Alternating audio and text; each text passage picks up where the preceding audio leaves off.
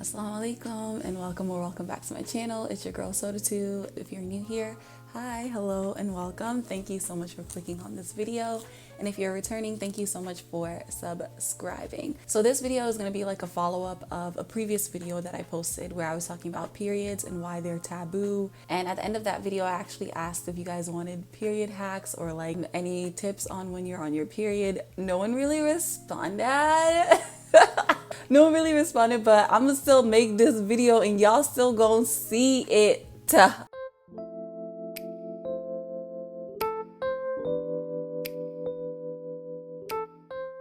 So again, just like in the last video, I'm going to cite my sources, and my source was mainly Vllo, the app that I recommended last time, and it's a period tracking app, but it also gives a lot of information. Just to recap, the reason why we might experience pain during our period is because our uterus lining is shedding. There are blood vessels that tear while we are on our period, and that was what causes us to cramp. Prostaglandins are hormone-like substances that actually intensify the contractions of our uterus because it's trying to help the shedding process. So that is why we might experience cramping and pain while we are on our period. One of the first things that I have in terms of how to help relieve that pain is to listen to your body. So all of us know our bodies pretty well, I think. I mean, we spend 24/7 with them.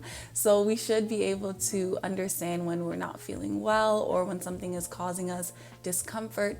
A lot of times I find myself when I'm on my period trying to push myself like past my limits. So for example, I might be cramping and I'm just like, no, today I'm gonna clean, I'm gonna cook, but my body is just not up for it that day. So I listen and I just rest. So listen to your body and do for it what it needs, because usually your body can tell you what it is that it needs from its reactions to what you're doing. Another tip for relieving pain while on your period is to take anti-inflammatory medication. So ibuprofen, for example, and it doesn't have to be ibuprofen the brand, but just like any pills or medication that has ibuprofen as an ingredient. You can also make some dietary changes in order to control the production of prostaglandins. So eating omega-3 fatty acids, so some that were listed were fish oil, flax seeds, seafood, walnuts. Also eating things that are high in, I want to say it's lycopene. So for example, tomatoes, pink grapefruits, apricots, and guava. Another dietary supplement or another dietary change that you can make is eating things that have more bromelain in them. And the only example that they gave from the Vllo app was pineapple.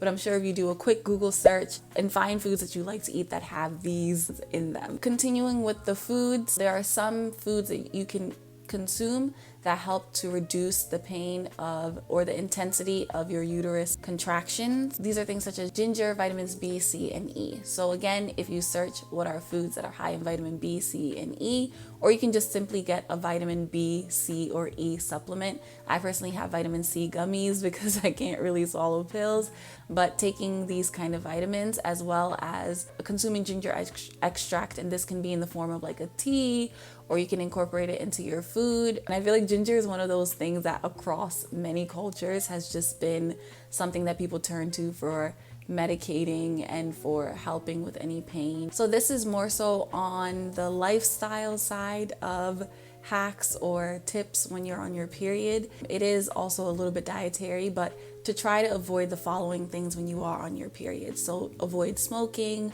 avoid drinking caffeine, avoid alcohol. These things can disrupt the balance of your prostaglandins. So to just avoid smoking, drinking alcohol, or drinking caffeine during this time. Personally, I'm not a coffee drinker, but I know there are people who are like huge coffee drinkers and it can be kind of hard to cut it out completely. I would say, so if you're a huge coffee drinker, just like maybe reducing the amount of coffee that you normally drink, or trying to dilute the coffee a little bit, or seeing if you can get decaffeinated coffee. Another recommendation is to wear a comfortable bra. So when we are on our periods, because our hormone levels are changing and a lot of things are going on inside of our bodies, because of these changes, you might notice swelling in your breast, some tenderness, pain, or sensitivity. And so just make sure you're wearing a comfortable bra. When I'm on my period, I typically don't wear a bra unless I have to like go outside, but a good sports bra can be really nice. And getting something that's like comfortable, breathable, but also gives you the support that you need would be helpful. Along the same lines of wearing a comfortable bra is just like wearing comfortable clothes in general. I typically like to wear leggings underneath my clothes a lot of times just because it gives me a lot of security. But when I'm on my period, I try to avoid leggings as much as possible just because it's kind of pressing down on my stomach or in my abdomen, and so it just makes me feel extremely uncomfortable and it hurts a lot. So I tend to just wear cotton dresses or cotton t-shirts and shorts just to avoid any discomfort that comes with like bloating or, like they said, your breast swelling or being extra sensitive during this time of the month. And if you get headaches during your period, which I don't know about y'all, but I get massive headaches the first like 2 or 3 days of my period, really bad, almost like migraine headache. Flo gave some tips. They were saying to take some medication, of course, to relieve your pain. You can also do some relaxation techniques as well as just take a nap. Maybe listen to your favorite playlist, like your favorite calming playlist. Those headaches can be really bad. So just do what it is that feels best for you and do what it is that is most relieving of that pain that you feel. The last part of this video is going to be me just giving my own personal tips, things that I've learned from my body in the last 13 years of having my period, just some things that I've learned and some things that have been helpful in relieving my pain while I'm on my period. I still do experience pain, of course. I still get cramps. I still get headaches. I still feel really tired and sometimes get like dizzy. So I still feel these symptoms, but to a lesser extent ever since I've learned these little hacks and tips. So I'm going to share them with you. One thing that I notice is that the more processed or junk food that I eat before or during my period, the worse I would feel. And before I was a huge snacker, and I still am a huge snack person. And because I was in college at some point, and because I was busy with work or I didn't really have time to cook at home, there were times in my life where like I would replace meals with just snacks. So I would just have full-on snacks for meals instead of having meals.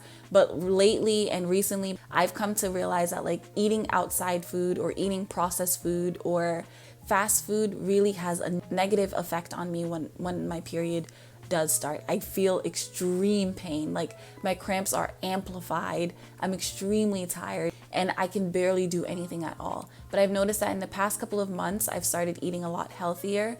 Eating healthier, not meaning that like I stopped eating foods with like butter or stopped eating foods with like sugar in it or anything, but I've cut down on the amounts of like processed foods and fast foods that I eat. So when I eat healthier before and during my period, I feel a lot less pain. And usually my pain has now cut down to like the first 2 to 3 days versus before it would be like all throughout. I would just feel extremely bloated. I would feel a lot of heaviness in my stomach.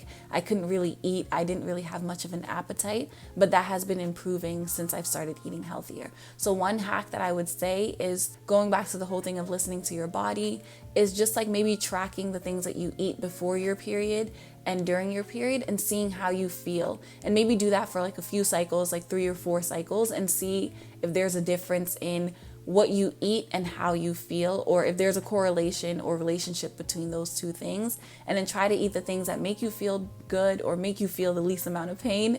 My second personal tip or hack, and this goes without saying, but stay hydrated, like drink water. And even during the days where I wasn't eating very healthy, I noticed that the more water that I drank before and during my period, the less pain that I felt. I don't know what it is about water, maybe because we're like made 70% from it, but it's really good for you. So just stay hydrated as much as possible. And if you're not a water drinker, like you just don't like water, try to jazz it up with like lemons or like put fruits in it like strawberries or your favorite fruit. And if you're more like a juice or soda drinker, try to balance it out. So if I have 1 can of soda, I'm gonna have 1 bottle of water. Or if I have 1 glass of juice, I'm gonna have 1 glass of water as well. So that might be helpful. My third tip is to take iron supplements. I personally have iron deficiency anemia, and this is something that I feel like is actually very common. Any woman who is menstruating, you might have iron deficiency anemia, and you might want to consult your doctor and talk about it and see what are some recommendations that they would give you. My doctors in the past have recommended iron pills, and I and iron pills do not get along. Like, they give me stomach aches, they make me feel sick. One day I was recommended an iron supplement that was in the liquid form, and you can find these on like the vitamin shop, or you can find them at, I don't know, Trader Joe's or any store really, if you search for iron supplements liquid, and just find the ones that you like. And the reason why I really like the liquid iron supplements is because they kind of just taste like juice, and you don't have to take a lot of it. It's like 15 milliliters or something like that a day. I noticed that when I take iron supplements the week leading up to my period, I don't feel that fatigue as strongly. Number 4, and I feel like I've kind of touched on this before, and this goes back to the whole thing of listening to your body, but sleep when you feel like sleeping. And I know this is probably not possible for everybody, because there are those of you who are in school, or those of you who work full time, or you're taking care of a child, or doing something where you can't just like go and sleep whenever you want to. But as much as possible, if possible, when you feel tired, just go to sleep when on your period.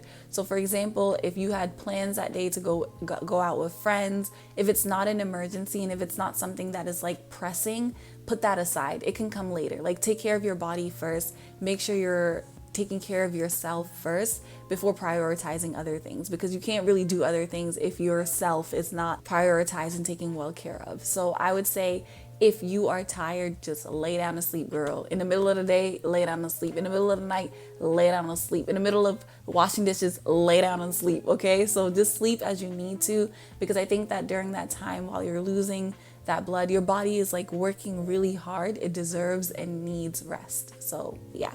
And then number 5, this is my last hack / tip, is to have a hot water bottle, hot pad or something, because sometimes those cramps, regardless of how much medicine you take, regardless of how much tea you drink, regardless of how much sleep you're getting, regardless of how much water you're drinking, you're still going to feel those cramps. So I've never really had the opportunity to buy a heating pad, but what I used to do when I was younger is my family used to buy bottled water a lot. So when there was an empty bottle of water, I would heat up some water in a cup in the microwave, fill it halfway with that hot water, and then fill it the other half with like hot water from the sink, so it's not like burning me. I would wrap it in a towel or wrap it in a cloth or just a t-shirt, and then just place it right in my abdomen where the pain or the cramps were coming from, and that really helped a lot. And I've also noticed that like taking hot showers when I'm on my period really does help to kind of loosen those cramps, if that makes sense. So just finding a heating pad or something hot to place on your abdomen, or actually taking a hot shower when you're on your period, can definitely help with cramps. So that is all that I have for this video. If you have any period hacks or any period tips or tricks, please leave them in the comment section down below. I would love to read them. I would love to benefit from them, and I'm sure other women and girls would love to read and benefit from them. I hope you found this video to be helpful and useful and good, and if it was, please feel free to share it with a family member, a friend, a neighbor, a teacher, I don't know, share with anybody that you want to. Make sure to give this video a thumbs up also if you liked it, and I'll catch you guys in the next one. And until then, assalamu alaikum, peace and love. Bye bye.